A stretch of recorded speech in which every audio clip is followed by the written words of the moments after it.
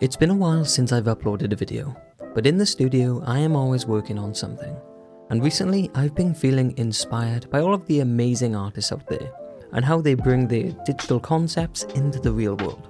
For me, it's incredibly exciting to transform my ideas into something tangible, something I can share with others to be admired and hopefully to inspire. So today I wanted to invite you to come along on this journey with me as I share with you this creative process of designing my very first art toy.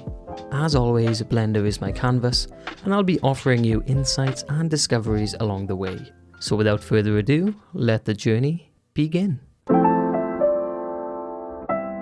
Before diving into the design process, I need some inspiration, and I typically use a variety of different sources for this, such as books, video games, movies. Inspiration can come from many places, but as always, one of my favorite tools is just good old Pinterest. And for this project, I've been compiling lots of materials and references from artists that I've grown to admire. I'm quite fond of the works of artists like James Jean, Toby Toy and Daniel Yad, whose playful style never fails to bring me joy. I'm also a fan of the Disney Infinity aesthetic because I really love how the designers managed to capture the character's essence while still creating a fun, toy-like appearance. And this is something I'd like to try to capture in my piece too. So with plenty of inspiration in mind, it's now time to brainstorm some ideas of my own. Today, I'll be jumping into Procreate on my iPad to start sketching some concepts. Every time I start sketching a new character, I realise I still need lots of practice. But even so, just a quick little sketch can really help to inform and provide better direction for a sculpt. For this character, I tested a variety of different options, and I wanted to ensure that these help to capture my character's story. All the while, I'm still trying to cater to my preferred character style, which generally includes larger ears, eyes, and stylized proportions overall. At this point, I had lots to work with, but I think I was starting to overthink the design, and I couldn't quite settle on what I wanted, so I had to simplify. For now, it's just a young boy with lots of attitude. He lives in a sci-fi dystopian city, kinda like we see in Blade Runner and Astro Boy. So some areas of tech would really help to highlight this. In this case, I'm thinking techie style boots for utility. For the rest of the piece, I think I'll just experiment in Blender. But with plenty of ideas now in mind, it's now time to transition over to my computer to start bringing this character to life. Blender is my favorite tool for 3D modeling and sculpting, and I take the same approach for all of my characters. Firstly, I always start with the blockout. For me, this is the easiest way to begin envisioning my character's overall form and proportions. In this case, because I'm working on a basic humanoid character, I typically start with my stylized character base mesh.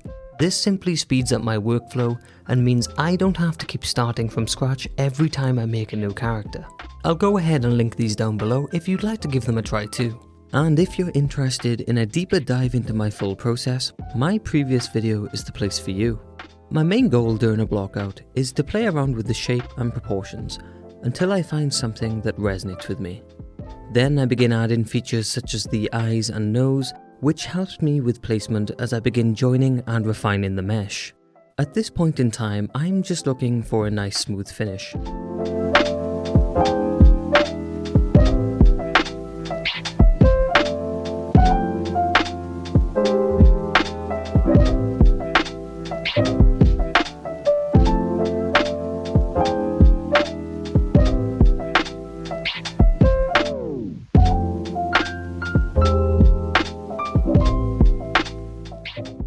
With the base model ready, it's time to begin creating some clothing.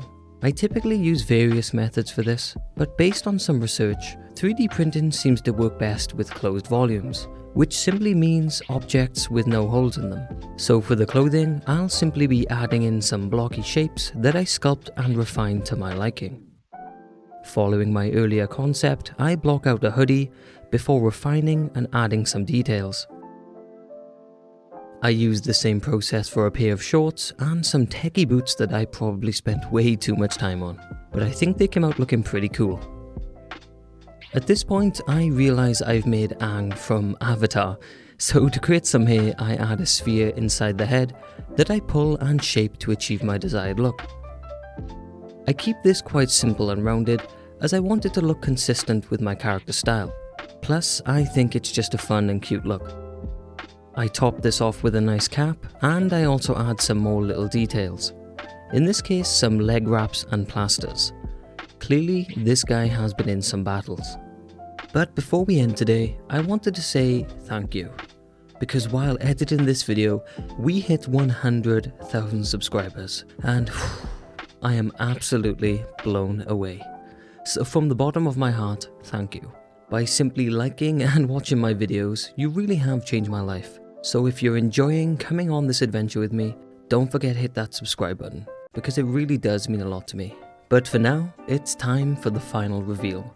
So as always, you are amazing, and I'll see you in the next one.